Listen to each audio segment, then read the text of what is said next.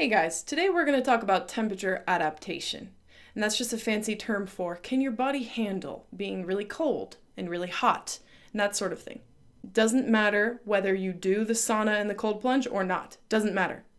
In fact, who I'm really trying to reach with this is people who do that, people who do the cold plunging a few times a week and sauna use a few times a week. My whole point is if you just do that, you might be missing the broader perspective.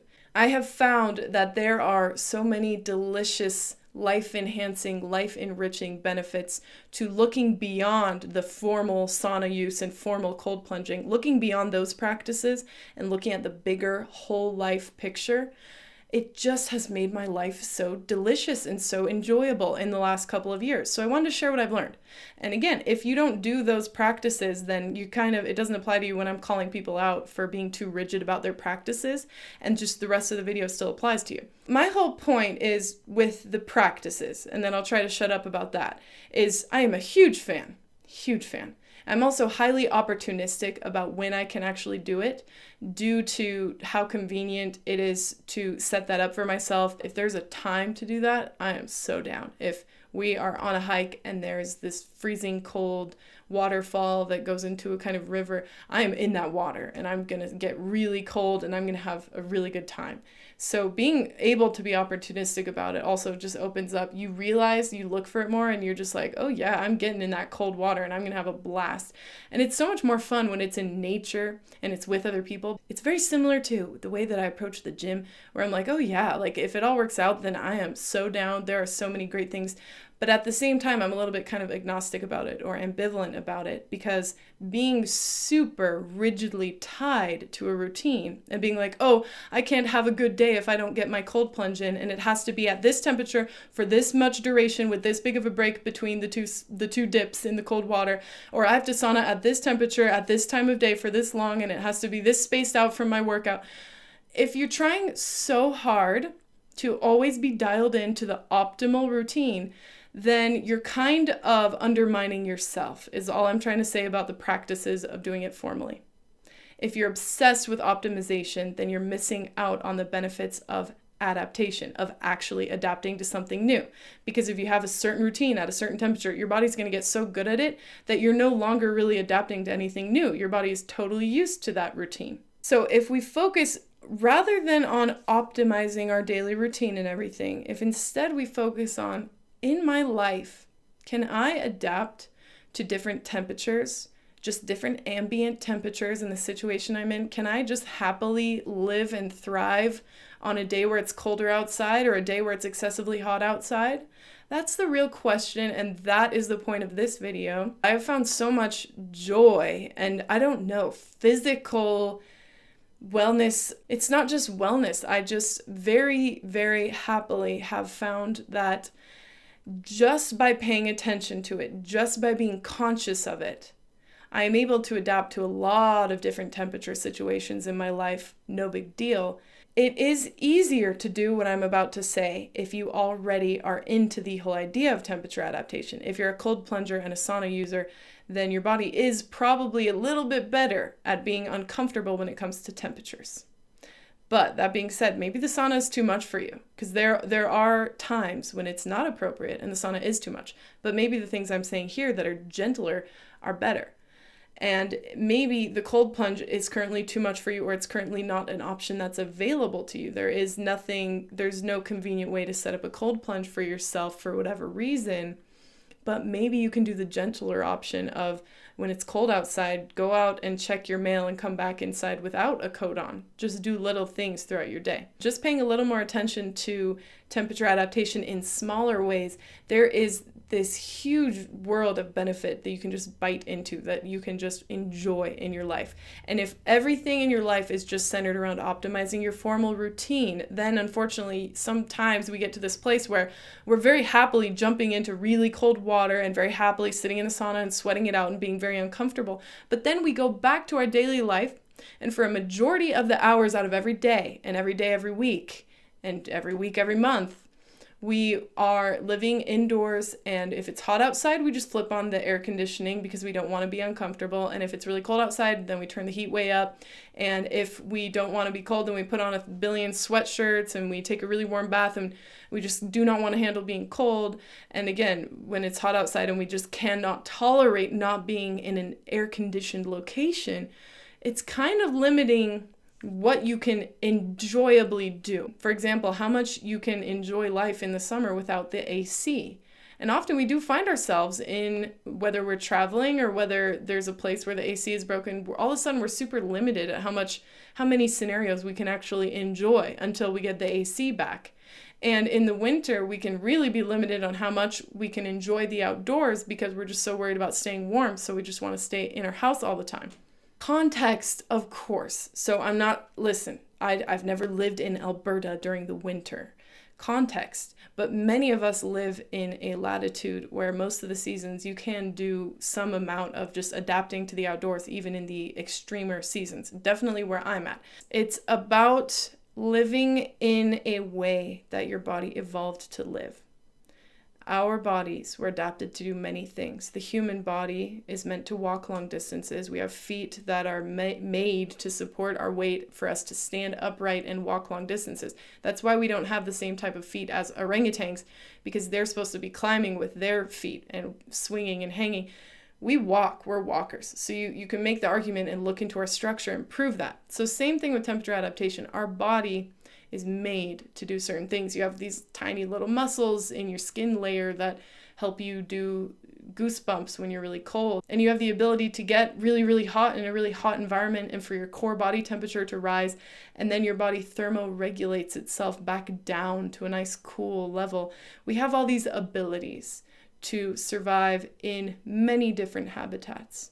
I'm not saying to take it to extremes that would cause death. Context, people. So I'm not talking about your body. I'm not saying go out and try to get so cold that there are certain functions that shut down as your body slowly dies. I'm not trying to say that. And you know when you get too hot or too cold because you literally get sick and things stop working. So I'm not talking about that. But my only point is this isn't about proving yourself to anybody or proving your toughness. Although I will say there is some mental toughness that will come with this, but it's not about that. It is about, I think, being able to really live into all these moments that maybe before you were conscious about temperature adaptation, you just could not go do that enjoyably. So it's like a hot summer day. Are you just stuck where there's AC because you cannot be comfortable when you're outside on that hot summer day? So you're just going to stay indoors in the AC and not participate in the things that you could have. Or vice versa when it's cold outside. Are you fully an indoor creature in the winter because you don't want to adapt to the outside within reason? These things affect us a lot because if you want to remain where there is either heat or AC, then you're not getting all those other things that I talk about on this channel, like viewing long distances, having your eye focus in really far away, which is really good for your eyesight, save you some money on eyeglasses and eye doctor visits and contacts and everything.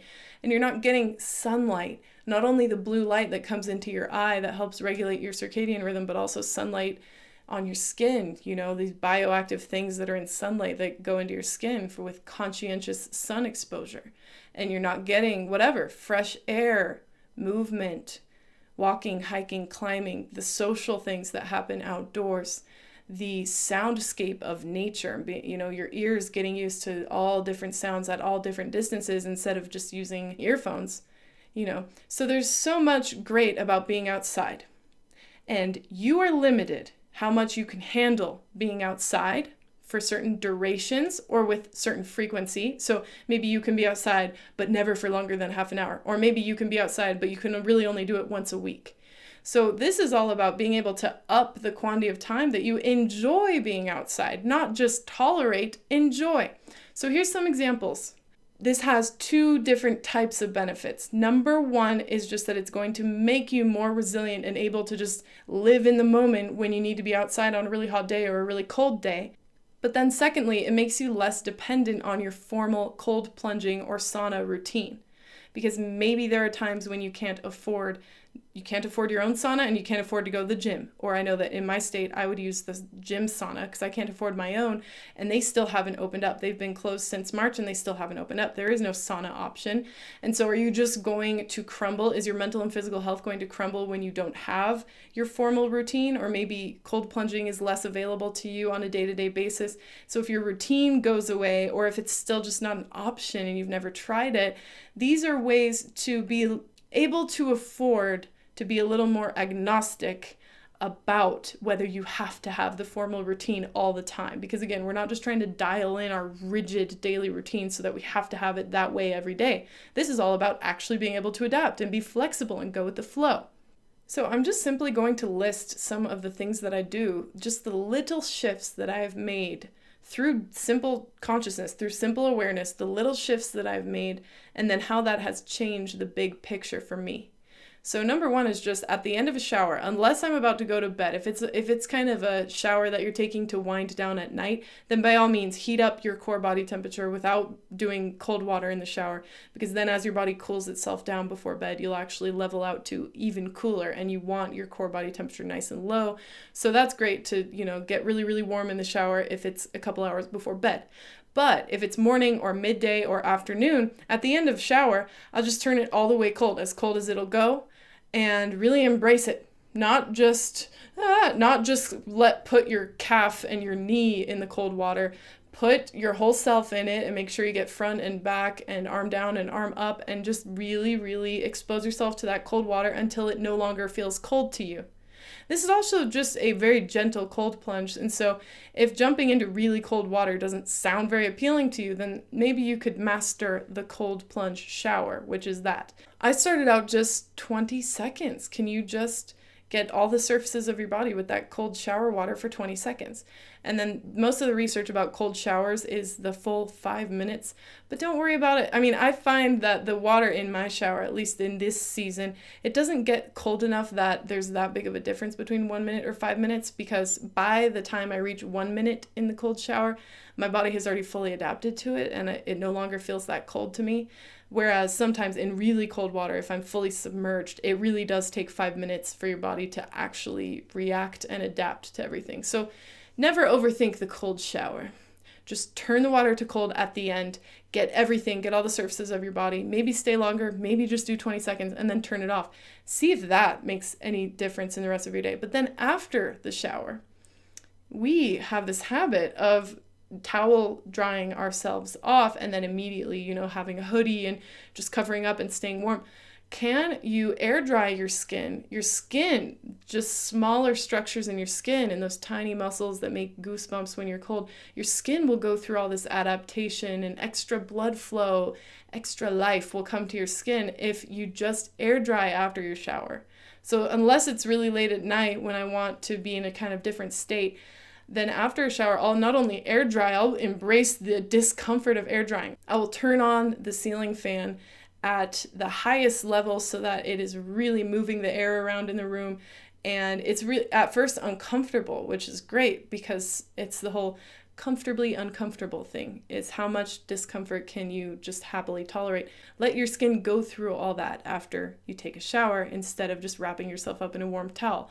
And of course, context, it depends on the day you're having. If you need that warm towel for some reason, then do it. But just in general with your routine, we don't think about all the opportunities that we have to adapt to temperature. Now, I'll give you an example with heat. Generally, we get into the car, and if it's a hot day, we'll just flip up the AC at full blast so that we can cool down. Now, of course, if you're going to go do public speaking or whatever, if you're going to be in front of a crowd and you don't want to be glistening with sweat, then of course, refrigerate that car. Make yourself nice and cool to preserve, your face, whatever. But generally, you don't have to be that worried about looking sweaty. And so sometimes I'll get into the car, habitually turn on the AC because it's hot out these days. And I'm like, wait, the saunas are closed, but I can adapt to the temperature of my car without the AC on. There is such thing as too much if you're not adapted to even smaller things, but at the level that I'm at of, oh yeah, I've had years of saunaing and hiking outdoors on a really hot day and everything. So don't give yourself heat exhaustion, but when I stay in my car and drive around without the AC on in July, I don't get heat exhaustion. I just, the sweat starts rolling down and I'm pretty uncomfortably hot. But that is the sauna. You have a sauna in your car in July. And we never think of using it. We just turn on the AC so that we never have to be uncomfortable. But as long as you're not heading to a formal event that you don't want to be sweaty for, can you just leave the AC off and adapt to the sauna of your car? And it's usually just a mini session. It's not going to be as long or as sweaty as a sauna session. But those little things really add up. Back to the cold plunging, the cryotherapy thing, there is cryotherapy just in checking the mail in the winter. Can you go outside in the winter without a coat on just to make it to the mailbox if it's nearby, and then come back from checking the mail? Now you've just maybe spent, a minute of being uncomfortably cold, and your body adapted to that quick burst of cold. And it's like a workout for your immune system to just adapt to some uncomfortable coldness. And then that being said, if you already have way too many stressors on your immune system, way too many stressors on your system, you need to look into all that before you take all this advice. But in general, if you're healthy and you already are interested in this kind of thing, then don't always worry about setting up the perfect cold plunge scenario. Can you just handle, going outside in the winter with a reasonable amount of winter gear on instead of having to bundle up so much that you don't even feel what it's like outside? Just being opportunistic about it and always thinking, wait, do I have to turn on the AC? Do I have to turn the heat up? Do I have to bundle up so much? If I just ask myself these questions, my point is, normally in modern life, we don't think about it. Everywhere that we're at is climate controlled, so we never have to adapt to an ambient temperature that's that different from any other time of the year. And so we are in our car that's climate controlled, and then we go into a public space that's climate controlled, and then we come home and our home is climate controlled, and often to excess, where in the winter we don't have to turn the heat up. Maybe to survive you have to turn the heat up, right? Maybe you live in a place where to survive you have to turn the heat up, but maybe we don't have to turn it that high up. Maybe you can just bring it up to survival level and not go all the way to the point where it's drying out your eyes and it's affecting your breathing and everything because your house is so overheated, especially at nighttime. But then when it comes to cooling, the number one thing that I find with cooling is that people in the summer just cannot deal if there's not AC. Oh, the AC is broken, I'm dead. And then weirdly, ironically, then they'll complain because they'll go somewhere where the AC is too good and they can't handle they're shivering and they're like, oh, I'm so uncomfortable, I can't have a good time. And it's just really hard to be in the moment and enjoy your life if you go from being like, oh, I can't handle being outside today, it's such a hot day outside, I cannot handle this. And then you go indoors, I cannot handle how cold I am, I'm so uncomfortable. It's really unpleasant. And even when it comes to the health freaks who research what's the optimal temperature to sleep in, if you are so insistent on optimizing everything, then you're looking at a study that's like the human body should always sleep at between 64 and 68 degrees, and it should always be like this when you're sleeping. But then it just sometimes I take a step back from that and I'm like, okay, yeah, but the deal is our human bodies always, is it a requirement for the human body to sleep at that exact temperature year round, no matter the climate, no matter your latitude that you're living at, no matter anything? Are we just built to be so delicate as to only be able to sleep healthily at that exact temperature range? And I think, no way. Because if we were built to adapt to many situations in nature, then we are probably built to sleep at many different temperatures as well. And so now I'm just going to get into the things that I've noticed from this kind of awareness. Number one is our AC got broken and I was so okay. Any other time in my life, if the AC was broken, I was miserable. It's like, oh, I can't focus. I'm so tired and sweaty. I'm so uncomfortable. Like there's no escape from the heat. But when our AC broke about a month ago, I was okay. And even at night, despite all these health books that are insisting you must optimize your sleep temperature, it must be like this, at night. We were kind of uncomfortably warm at night just from the air. And, no blankets or anything to add to it, but I adapted to it really well. I just slept in the heat, and I was like, if you lived in a really hot climate, it would feel like this every single night. Are humans made to live that? Yeah, we are made to live in hot climates where it's warm even when we're sleeping. And so I adapted to that totally well. And then, of course, once the AC came back on, then I go back to my health book temperature. Oh, it must be at 67 degrees exactly. But the fact of the matter is I didn't mind when the AC was broken. It didn't affect my productivity or my happiness or my level of comfort at all. I didn't mind at all. And that was very freeing to realize that. Made me feel tougher. But it's not about proving your toughness. It's just when you realize that your body can adapt to so many different things than people would normally think, it just kind of opens up many different possibilities. So a few more examples. Last summer, we took a trip to the East Coast during record heat. And we were doing some historical sightseeing, baby, sexy. And we went to Mount Vernon. And at Mount Vernon, we had signed up to take this sort of virtual reality tour where you get these VR little headset things, and they can show you previous structures that had existed on the land before, but they're like projecting it so that you can see it in VR in the space that it used to be in.